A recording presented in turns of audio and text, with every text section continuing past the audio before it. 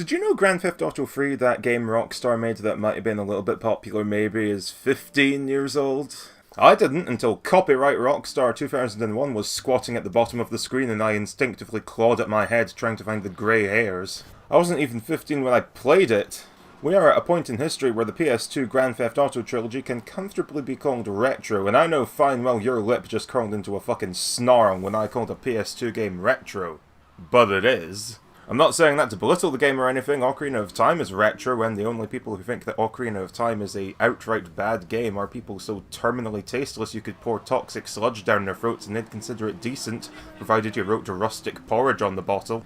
No, I'm pointing it out because open world games, they're a bit rote at this point, aren't they? How many times has some Ubisoft android blustered on stage at E3 and delivered 16 buzzwords about another open bloody fucking world game with poxy goddamn towers to climb? I don't know, hey, here comes EA to slam its big bland focus testing cock across Mirror's Edge's face and turn that into an open world, why not? Every Batman game after Arkham Asylum insisted with dubious confidence that an open world structure would be a really good idea. No, trust me, just put another military outpost down. It's different from the other 20. Look, there's a big fat bastard with a shield in it. It's fine. Oh, and Zelda is open world now too, but I think that game looks good because I'm a massive hypocrite, so shut up. And so, in a very roundabout way, we come back to Grand Theft Auto 3. I think it's easy to forget that Grand Theft Auto 3 basically invented 3D crime sandbox fun times. If you have some earlier example, then just shut up, because GTA 3 is the popular one. So it's the one that the history books will say did it, so shh. It's the game that popularized, at least, a lot of completely standard features of sandboxes. You know, wanted levels, side missions everywhere, perpetually being set in New York, or I can't believe it's not New York. You've got GTA 3 to thank for most of that. This is the game, just like Mario 64 is the game, or Ocarina of Time is the game. And so, because it is the game for open worlds, I thought GTA 3 would be worth revisiting. Partly to demonstrate how far we've come, because there's some shit in here that can be best described as a bit wonky, and also because actually a lot of sandboxes would do well to learn something, anything, from GTA 3's design, for the love of God. But here's the one-sentence rundown if you really need the premise of GTA 3. You are Claude, a mute man with the kind of razor-sharp quiff and inert to sausage fingers only first-year PS2 rendering could achieve. You have been shot by your ex-girlfriend, who was a very rude lady, actually, and after busting out of jail for a crime that you totally did commit, but you're still mad at her because she also did the crime but you're doing all the time, you break out and you wreak havoc across Liberty City. Let's start with talking about Liberty City. Liberty City is not very open at all for an open world. It's quite small, actually. You unlock each of the 3 islands as you progress through the game, and even when the entire city is your playground, you can drive across the whole thing in a couple of minutes. In fact, there's a couple of late-game missions that prove this by making you do a circuit of the whole game world in less than 10 minutes. This is a tiny, tiny little city. And that works in its favour quite a lot. Think about your average modern-day open-world game. They're always just fuck huge. The fact that they've rendered 4,000 square miles of road without a single pothole amongst them, that's always some kind of selling point. The city in Just Cause 2, to pick a completely random open world out of the hat, that city is bigger than Liberty City, and it is quietly tucked away in the corner of a already disgustingly large island, like someone is embarrassed that the game isn't just 100% jungle. You might notice I didn't call the city by its name. I don't know its name. I don't know anything about the city apart from it being really white. Not like ethnically, I mean literally, it's white. There's nothing identifiable about any one part of that city. This applies to a lot of these big, elaborate open worlds. They're just big, and what's either in them is nothing, or about 6 things copy-pasted to give the illusion of an actual world. And there's not anything inherently bad about a big open world. They've been done well. There's exceptions, obviously. I don't know. I like Fallout New Vegas. I like the Xenoblade games. The first Xenoblade isn't quite open world, but you get my point. Your bog-standard open world these days is very big and very bland. Liberty City, being tiny, has to make what space it has count. Chinatown in Portland is about 4 blocks of buildings and a noodle stand, but when you've only got 4 blocks and a noodle stand, you need to put some things in there. So you've got a hidden package in just about every alleyway in Chinatown, and on the only roof that you can access, There's a rampage mission that is also nestled around a dark corner, conveniently next to that only roof you can access. There's a couple of vans that you can steal that are the only way to gain access to a fish factory across town, which nets you another hidden package. And then you're probably pretty much done with this area. It's tiny and you can clear the whole thing out of side objectives in a couple of minutes if you know where to look. I'm willing to bet your average open world game would stretch Chinatown out to about 10 times the size with the same amount of content. Or convert that one rampage mission into about 10 raids on the same fucking stronghold. I'm exaggerating and shooting criticisms from the hip here, but you get my point. They'd stretch it thin or they'd make it repetitive. GTA 3 can't really do big, and that forced it to condense everything fun into a nice compact parcel of shit to find. You can legitimately drive around Portland in about 2 minutes, but you need to stop and explore every area to find all the fun hidden stuff. And the fact that this hidden stuff is so close together makes the exploration much less tedious than it would be on a huger scale. Like, here's a car dealership in Harwood. You can zoom past this thing a million times, who cares? It's just scenery on your way from point A to point whoops I drove into the ocean. But did you ever consider smashing into the window with a car? You get a hidden package for your trouble, you know.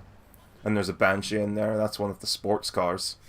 In fact, at that point in the game, that Banshee is probably the only sports car you can access. And you can take that Banshee and drive it straight out another window, just for fun, take a right into this tunnel, callously run over the downtrodden, and you get another hidden package a couple of minutes later.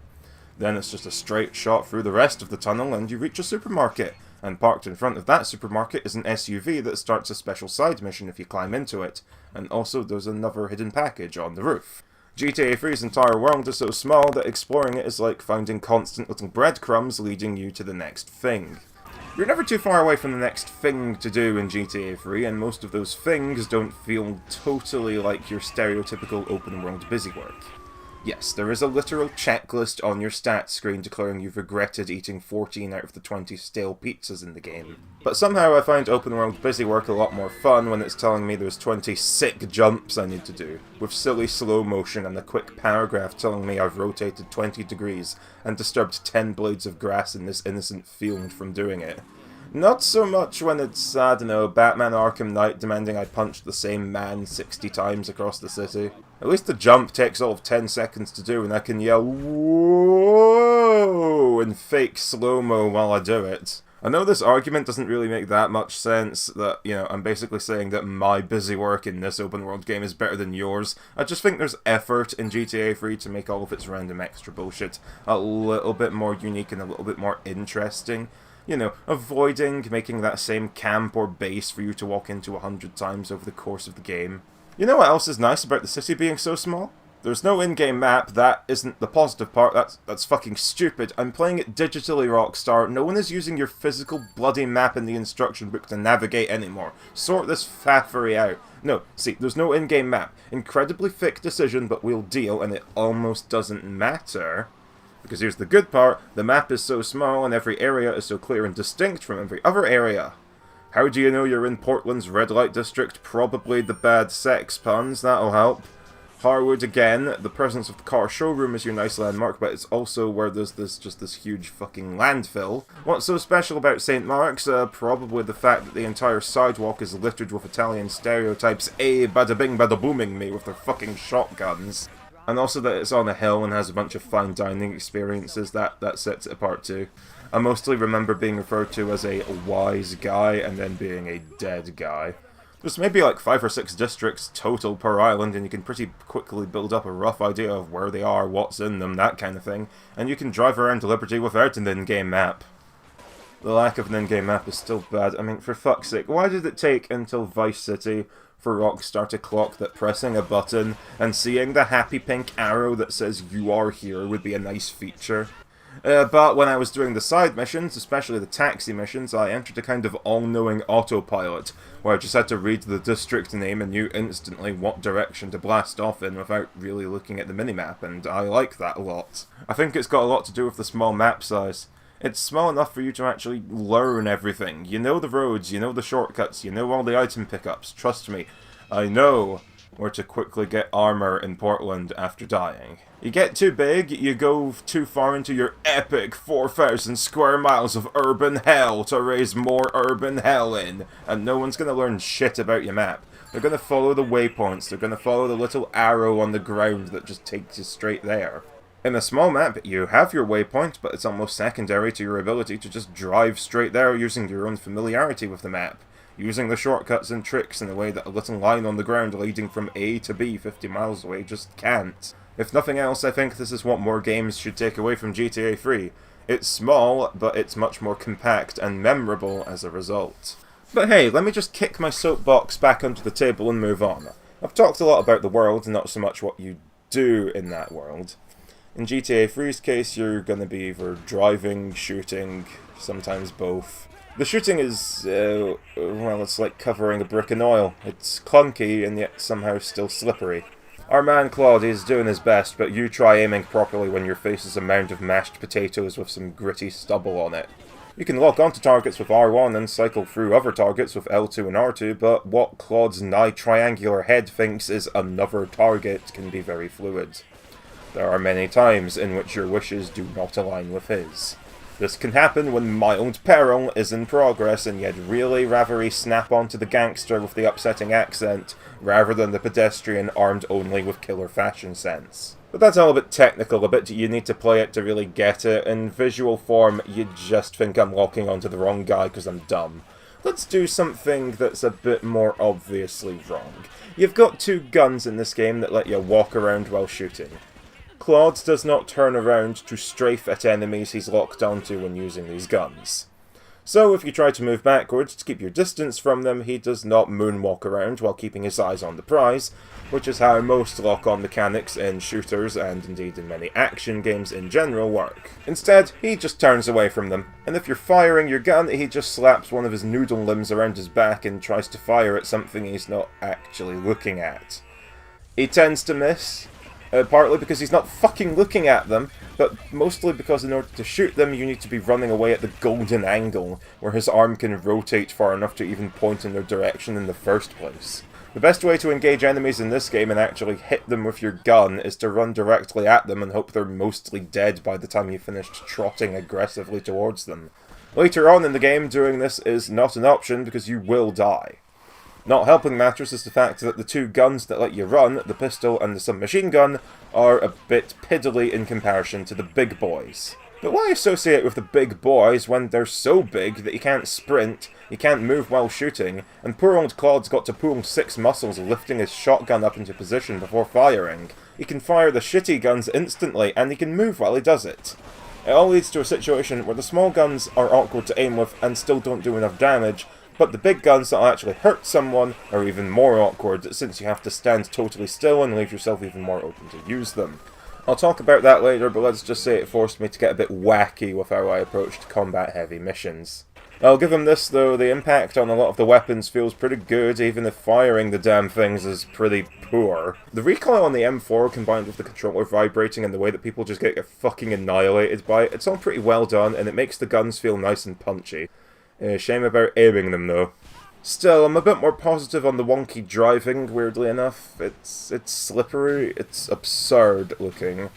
Apparently 2001 was a simple, joyful time where game developers earnestly assumed hitting a slab of pavement a millimeter higher than the rest of the road was enough to just send you packing. You touch a small piece of burnt glove compartment, that is it, the game's over, fucko, your tank is over the hill. The driving straight up doesn't work sometimes. I'm just gonna leave this fucking incident I had right here.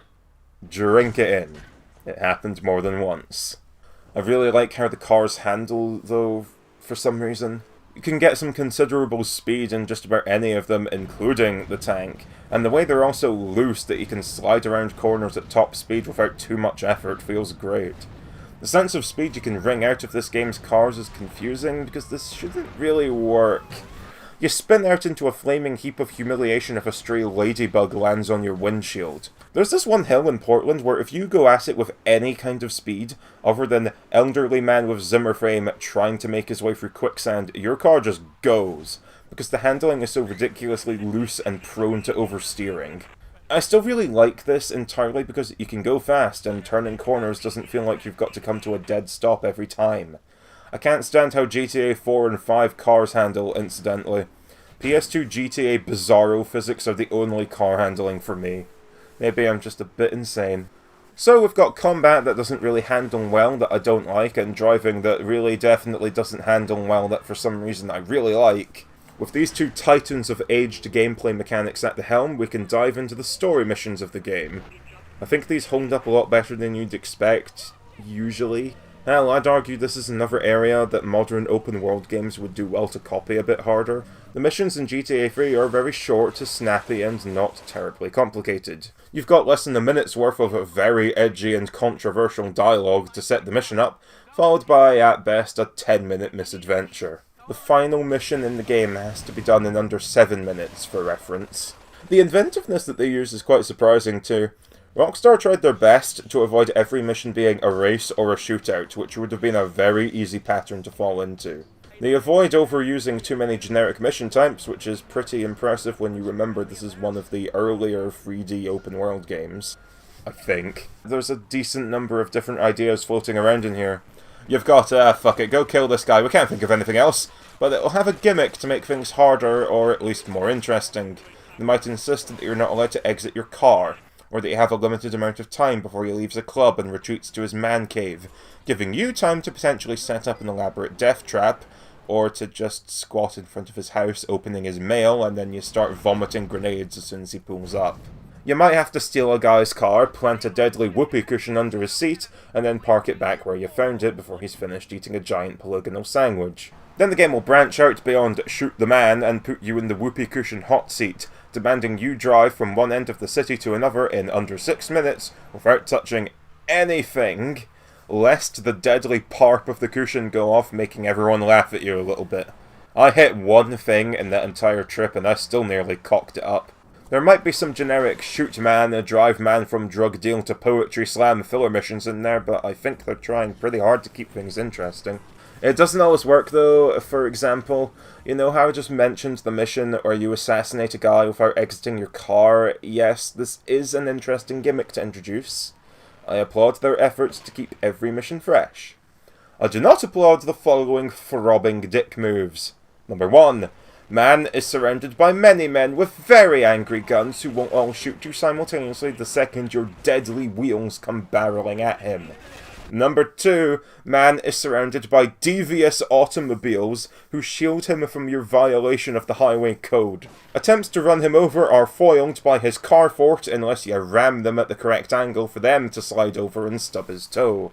Number 3, upon ramming one of the cars you are now unable to make a quick getaway, as it is slightly difficult for a car to travel at speed when a different car is trying to sit on its lap and nuzzle it tenderly. This leads into number 4, men with many guns shooting very close to you. Number 5, car dislike bullet. Number 6, car explode. Number 7, man in car is kill. Number 8, man in car cannot be man out of car. Fission mailed occurs when man is out of car. Number 9, hate mission. I got through it on pure fucking luck. You tell me the cunning ploy on not being shot when you're in an SUV the size of continental Europe. I'd love to hear it. It's not shoot at them, by the way. You're not shooting all of them in the 2 seconds between car is fine and car is fucking dead. This mission probably should have been a more freeform get him dead without being in the general vicinity thing. Maybe you could snipe him, you could throw explosives, you could plant a bomb car that he goes into when you've already fled the scene and accidentally crashed your own car 6 times. This specific combination of gimmick and enemy placement doesn't work very well. Speaking of bad car missions, in this one you are tasked with luring the Colombian Death Squad's, good name, into a trap laid by the Yakuza. To do this, you drive near them while shouting that if you don't know where Colombia is on a map, then it can't be a very good country, enraging them and sending them after you. You lure them into this little alleyway and the Yakuza shoot them, except when they just stand there, doing nothing. And you can't just shoot the Death Squad yourself in your own car with a gun that you can fire from your car. Yeah, that'd be more efficient, wouldn't it? It makes sense. But that'd spoil the Yakuza's fun, you boring tit. I had to lure them to the trap and then make the executive decision that I was the trap, not in a Lukaku way, and then shoot them my damn self since no one else was going to do it for me. The Yakuza was reduced to one man mumbling incoherent Japanese by the end of my successful attempt. It might have helped if they'd shot anyone. As the game goes on, the shootout missions become notably shitty a lot of the time.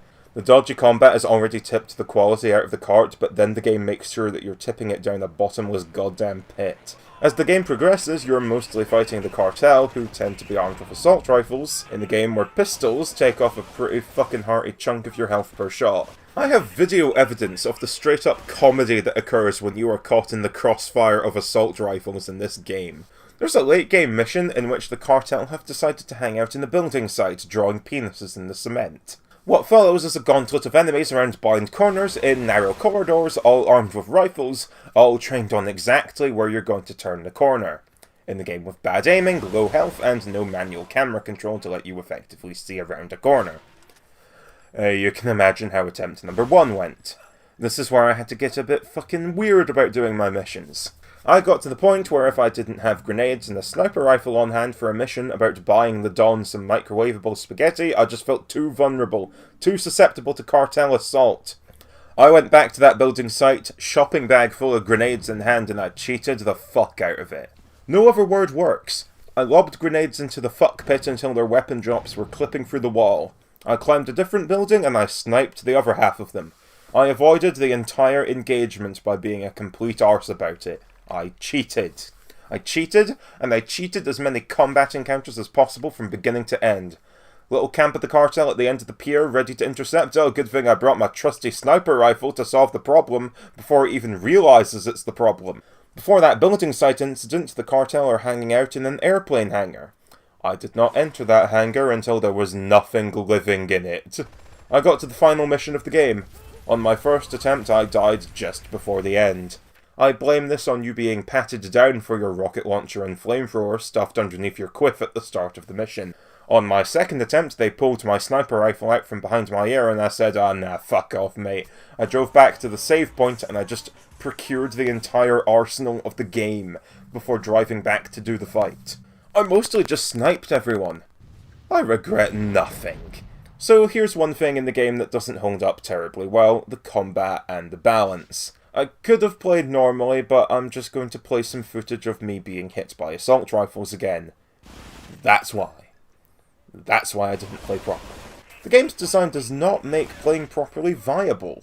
Luckily, this only affects a few missions, mostly towards the end of the game, but by God, GTA 3 was not meant for a one clean shot in your fucking toast, psh, nothing personnel, gringo scenario. The side missions generally play towards the game's strengths a bit better, and by that I mean most of them are about driving really fast. So let's plod through each and every one of them, why not? You've got 4 main vehicle missions: Taxi, Ambulance, Firefighter, and Vigilante. All 4 are essentially a test of your ability to navigate the city quickly and efficiently with a slightly different flavour to it each time. Firefighter is the most straightforward one. You drive to the place and you put out the fire. Doesn't terribly matter how, as long as you're there within the time limit and your fire truck has not suffered from chronic irony and caught on fire itself. Taxi steps up a little bit. You gotta go fast, hey, gotta make some crazy money, just don't make a fucking hash out of it. You slam into too many crazy taxi arcade cabinets and the passenger decides the speed is not worth a bad back and they just leave. Suddenly you're ramping up the challenge, taking it from go fast to go fast slightly carefully. Ambulance takes that even further. You have very little time to collect an increasing number of patients and deliver them to the hospital. You can't hit anything or you'll damage the patients and lose time, but you can't take your time because there is no time to take. The patients get scattered around your current island at increasingly awkward positions and distances from each other, the inconsiderate bastards. But this adds a new element, prioritizing targets. This forces you to understand the layout of the city even better. You need to know how to get to someone quickly, but also who you can get to the most efficiently afterwards, how to loop back to the hospital to drop them off, whether you should go for the guys who are far away or close by. Meanwhile, you cannot afford a dent in that ambulance. You'll hurt the patients, as mentioned, but there's also the fact that GTA 3 ambulances are not built for the rough-and-tumble mischief of urban hell. They are built for driving on roads made of pillows, honking horns that emit the gentle purr of a sleepy kitten. You can't hit anything ever, or the poor thing might just blow up on you. On paper, the ambulance missions are kind of genius, an ultimate test of your abilities in the open world. You need to know everywhere, you need to know how to get there fast, in an efficient order, and safely for your car's sake and the patient's. It is the biggest challenge of the vehicle missions by far and has had some thought put into it to make it a largely fair one. In practice, the realities of PS2 era open world technology doesn't let this run totally smoothly. That draw distance where the lampposts and cars will spawn 2 feet in front of you before your very eyes, all the careful driving in the world can't account for objects materializing directly in front of you, far past the highway code advised distance to slam on the brakes. So damage can be inevitable. That, and well, with an open world game, the appeal is that anything can happen, and that can translate to horrible, uncontrollable circumstances arising and destroying your run. Sometimes a car might park on top of a patient and refuse to budge, quite comfortable with their new fleshy pillow. Sometimes you'll get rear-ended by another car exactly as they're clambering into the back, killing your patient without it really being your fault. You know, shit can happen. For as accomplished a game as GTA 3 is, really it's still janky and held together with sellotape at the best of times, which means ambulance missions are the perfect challenge in a world where the game is not got lots of weird programming quirks. We live in a world where GTA is infamously quirky. Considering most open-world games to this day are still quirky, sometimes to unplayable extents, no one has learnt a lesson here. No one learns to make sure that shit works and doesn't potentially screw the player out of a side quest. Given that open worlds are nightmarish to develop on the PS2 and a delusion of a malicious elder god who really loves New York on PS4 nowadays, it's a lesson that I imagine no one's gonna learn. Now, having said all that on ambulances, here's my take on the vigilante missions. You drive fast and you shoot the man dead, unless you got the tank. Then you can do that silly physics quirk, where firing the cannon behind you causes faster acceleration than actually driving it. Then you can just run them over. I don't have much on vigilante, honestly. I guess you're being tested on your ability to be aware of your surroundings by not crashing, and also chase a hilariously erratic AI. It's more challenging than Firefighter and Taxi, if only because high-speed action tends to make your car tip straight over if it drives over a newspaper. Moving on, there's not a lot to say about the import garages either, I suppose. You gather cars, you get mad dollar. It's nice that you need to look all over the island and that a couple are pretty obscure. For example, the BF injection only spawns in one car park at one period of time during the day. I wish more of the cars were dickishly obtuse like that, if only for making it feel like a real hunt. As it stands, I finished half of the Shoreside Vale car list by standing outside of the garage, watching sports car after sports car fall into my lap. A fucking limo appeared out of nowhere, and then it just bounces off of my lap and falls into the garage. The exception is the ice cream truck and the garbage truck, which appears to need you to get real wacky by playing the firefighter mission for ages until you randomly get it as a burning vehicle, presumably now full of melting vanilla puddles. But that's maybe slightly too out there. Maybe the ice cream truck should also be an obscure spawn point that only works for like an hour or two of the whole day. I do appreciate the secondary import quest where you need to get every emergency vehicle for 2 reasons. You can find all but 2 of them lying around, and all it takes is some intelligence and exploration to find them. But there are 2 that you can't get, the FBI car, I think, and the tank. You need to deliberately slap the donut out of the hands of every policeman in Liberty City and attract the longest arm of the law possible to get those cars. I like this mix of, you can just find a few of the tricky ones. You can get the SWAT van, for example, and you can get the army truck, but 2 of the worst cars to get can only be done through honest law evasion. Next, there's the hidden packages. I'm kind of sad hidden packages eventually got phased out of GTA as far as I know, because there's a lot to like about them. Hidden packages are collectibles scattered across the city. Every 10 packages collected creates a permanent pickup for a weapon in the game at one of your save points. That alone makes them great. It's a collectathon side quest in an open world game that gives you a direct, permanent, really useful benefit. Every time you die or get arrested in GTA 3, that's it, all your weapons and armor are gone. Thorough exploration is rewarded then by lessening the impact of death. You don't need to spend money regaining weapons, or hunt around in obscure corners of the city looking for the spawn points for the rare stuff, like rocket launchers or sniper rifles. Collect enough packages, and as the game goes on, you'll almost have free access to the entire arsenal. You're not just filling a percentage meter of shit that's been done, you're not yawning your way through an arbitrary checklist, you are being tangibly rewarded with the prize of actually having the weapons. Their placements are also quite well done, I think. You need to rummage behind every building, check every back alley, every doorway, every random alcove or interesting point on the map for these things. I'm pretty fond of the few that are found on the tops of roofs of buildings that have no stairway access. Helicopters don't exist in GTA 3, and the single aeroplane is so appallingly, intentionally useless that I can pull up a vintage Game FAQs walkthrough with lengthy explanations on how to make the thing airborne at all. Yeah, that's not happening. So no air access. The game forces you to get creative with finding a path. Sometimes you have to climb up onto the train tracks, run a fair distance, and then jump off from them onto the roof. Or of course, the obvious, driving off of a bridge at high speed to do a sick jump to land on a roof that you can't even see that clearly from that angle. You just need to put 2 and 2 together and notice that the roof is maybe at a good enough angle from that bridge. Or you can put Google and GTA 3 Hidden Packages Guide together like I did. I'm not a clever man, I wouldn't find a lot of these on my own. I just about managed this one that's sitting in the open on the goddamn pavement, bonged as brass though. That's a rare miss in terms of scavenger hunt quality. Slip-ups like that aside, hidden packages are probably my favourite side quest in the game for the effort in finding them and for just how good their rewards are. Although, lest we forget, the vehicle missions have very good benefits as well. Ambulance lets you sprint infinitely, the firefighter eventually gives you a flamethrower spawn at your hideout, Vigilante spawns police bribes at the hideout to immediately take care of your wanted level. Taxi does something. I think you get a new taxi type, I never saw it! Either way, GTA 3 does a great job at tangible benefits for doing the side missions. Benefits that feel like a huge upgrade. There's no 10% faster reload speed but only with pistols that have a smiley face sticker on them. No, you get the ability to sprint infinitely. Next up is the unique jumps. There's actually legitimately almost nothing to say here.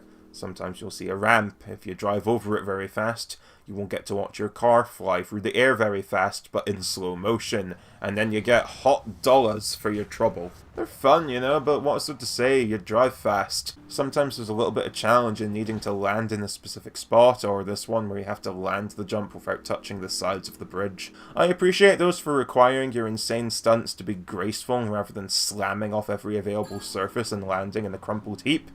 Most of the unique stunts just let you act like a complete tit though.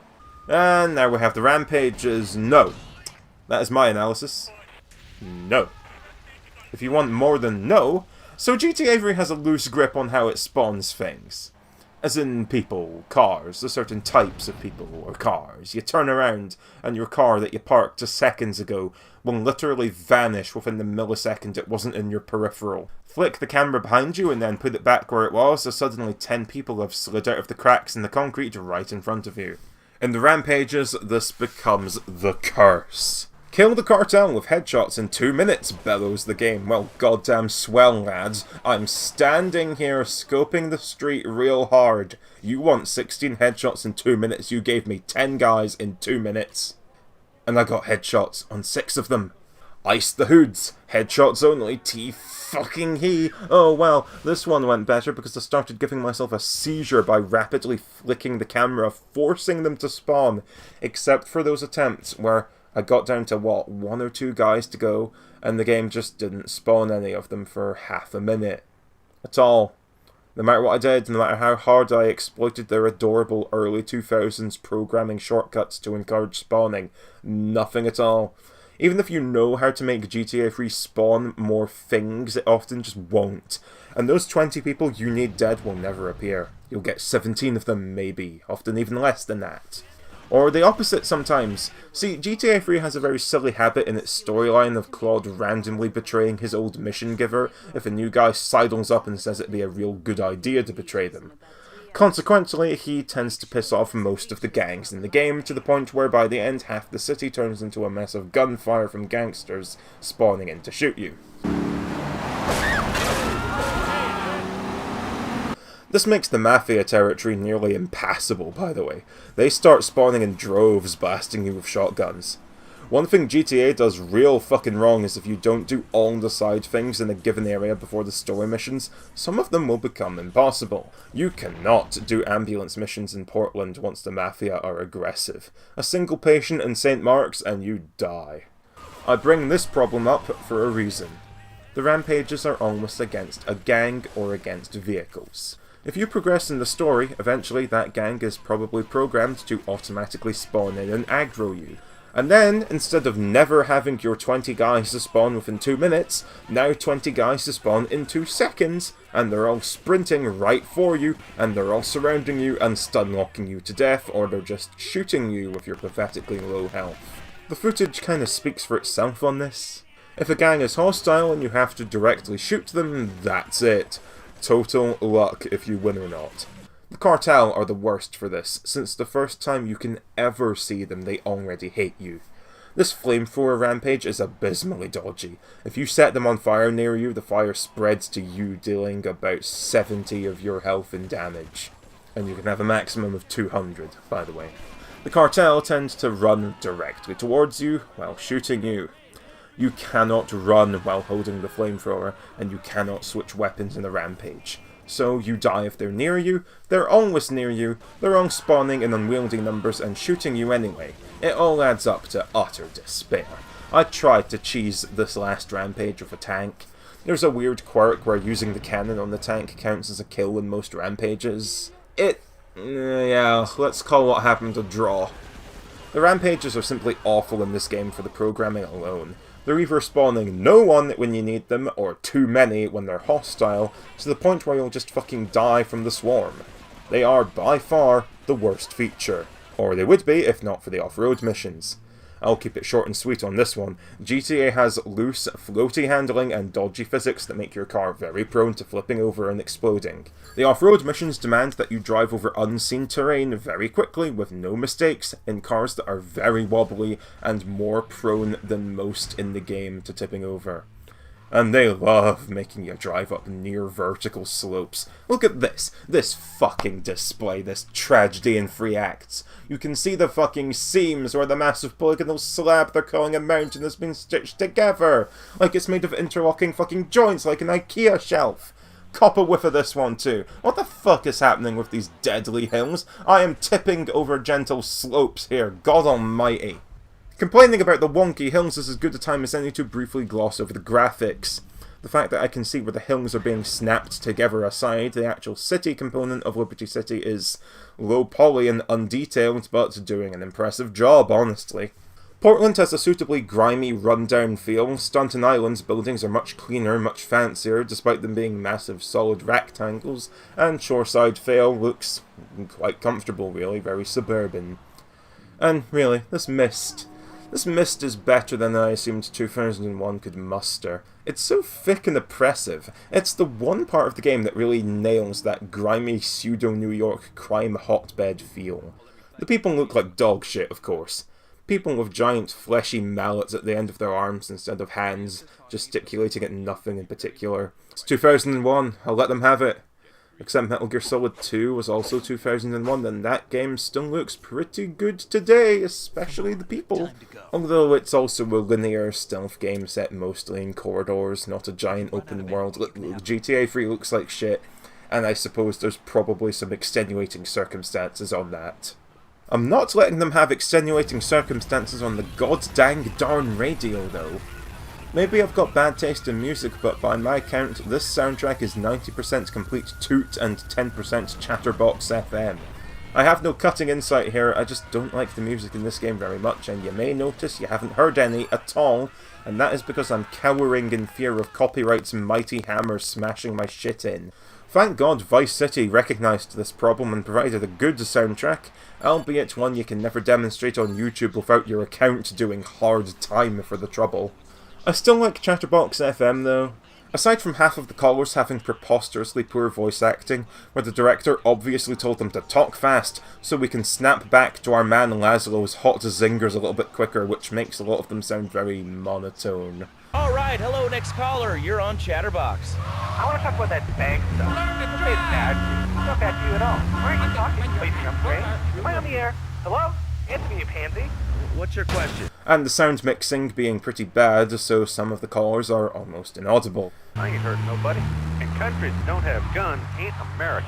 You know, that's a really good point. Countries that don't have guns aren't America. I still think it's funny though. Funnier than the main story, which is kind of just relying on naughty swears in a Christian video game, or, dare I even say it, references to sexual fuck-making in a video game. But Vice City's radio is funnier. Maybe that's the real message of this review. Vice City is better. I think a long time ago I had something about how open world games need to take after this game more. Well, maybe take after those 2 games that came after this one that did the things a little bit better, where the kinks were slightly ironed out. The point is, GTA 3 might have aged poorly in a lot of areas, that's hard to deny, but it also has some really good design philosophies at its core. Maybe the world needs more hidden packages, but it also needs better lock-on mechanics. It's, you know, it's good with a bit of an asterisk. But it's good! And I think a few more open world games in a smaller world that tries a bit harder to be interesting, like GTA 3's does, that would be beneficial for the genre. You know, before it becomes like modern warfare shooters and everyone ever in the whole universe goes, nah mate, sing us a new song. I don't know how to end this one. Here's the physics fucking up.